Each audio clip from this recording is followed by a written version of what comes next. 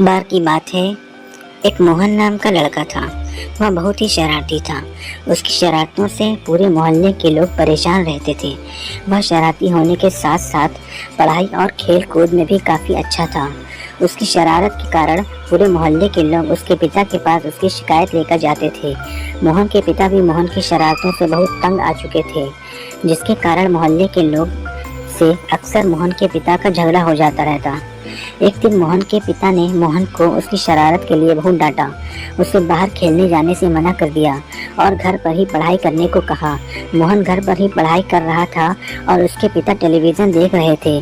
Television पर देश के प्रधानमंत्री मोदी जी का एक ऐड था, जिसमें वो देश को स्वच्छ रखने के लिए स्वच्छता अभियान के बारे में बता रहे थे। तभी मोहन की नज़र टेलीविज़न पर आ रहे मोदी जी के ऐड पर पड़ी। वह बहुत ही ध्यान से मोदी जी के ऐड को देखने लगा और उनके इस ऐड की वजह से बहुत प्रभावित हुआ।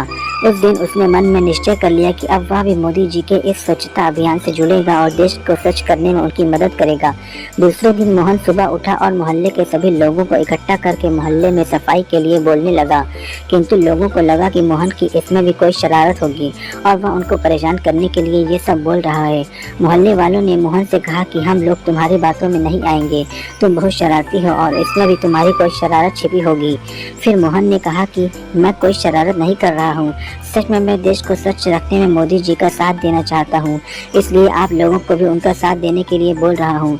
लोग मोहन की बातें सुनकर हंसने लगे और वहाँ से जाने लगे। मोहन ने उनको रोकने के लिए बहुत कोशिश की, किंतु मोहल्ले वालों ने उसकी एक न सुनी और मोहन को डांटते हुए वहाँ से चले गए। इसके बाद मोहन ने सोचा कि मैं अकेले ही यह काम करूँगा और मोहन ने मोहल्ले में सफाई करनी चालू कर दी। लोगों को लगा कि मोहन ये सब जोश में आकर कर रहा है, कुछ देर बाद जब थक जाएगा तो अपने आप शांत हो जाएगा। तीसरे दिन मोहन फिर से सुबह उठा और मोहल्ले में सफाई के लिए चल पड़ा। लोगों ने फिर उसे काम करते देखा तो सोचा कि यह कुछ दिन ऐसा करेगा और फिर थक कर अपने घर चला जाएगा, किंतु ऐसा नहीं हुआ।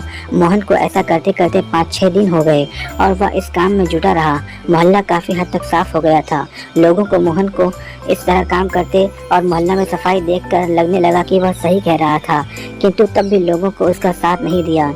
फिर अगले दिन वह सुबह उठा और रोज़ की तरह ही सफाई पर काम पर चल पड़ा। इस बार मोहल्ले के एक व्यक्ति ने उसको काम करते देखा और उसका साथ देने के लिए गए। फिर मोहन को उस तरह दूसरे व्यक्ति ने मोहल्ले में सफाई में साथ दिया। अगले दिन फिर उस व्यक्ति ने मोहन का साथ दिया। उन दोनों को ये काम करते देख मोहल्ले के कुछ लोग और आकर उसका साथ देने लगे, जिससे मोहल्ले में सफाई और भी जल्दी होने लगी। फिर कुछ दिन ऐसा ही चलता रहा। एक दिन जब मोहन सफाई के लिए घर से बाहर जाने लगा तब उसके पिता ने उससे कहा, मोहन रुको, मैं भी तुम्हारे साथ चलता हूँ। और मोहन के पिता ने भी सफाई में मोहन का साथ दिया और सफाई करनी शुरू कर दी।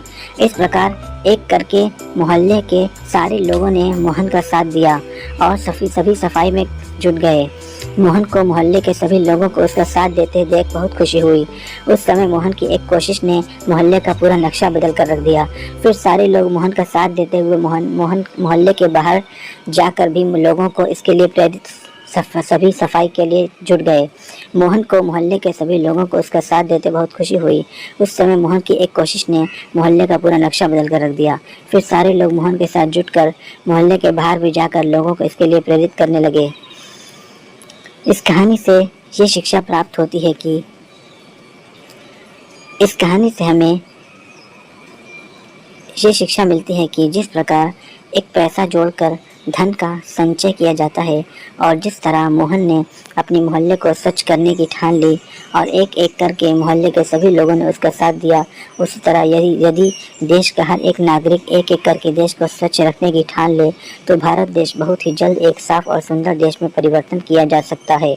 बूंद बूंद से घट भरता है।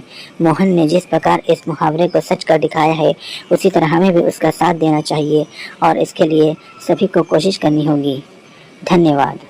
अगर आपको इस तरह की स्टोरी, इमोशनल स्टोरी और मोरल स्टोरी पसंद तो हमारे चैनल को लाइक करिए और चैनल को सब्सक्राइब करिए। धन्यवाद।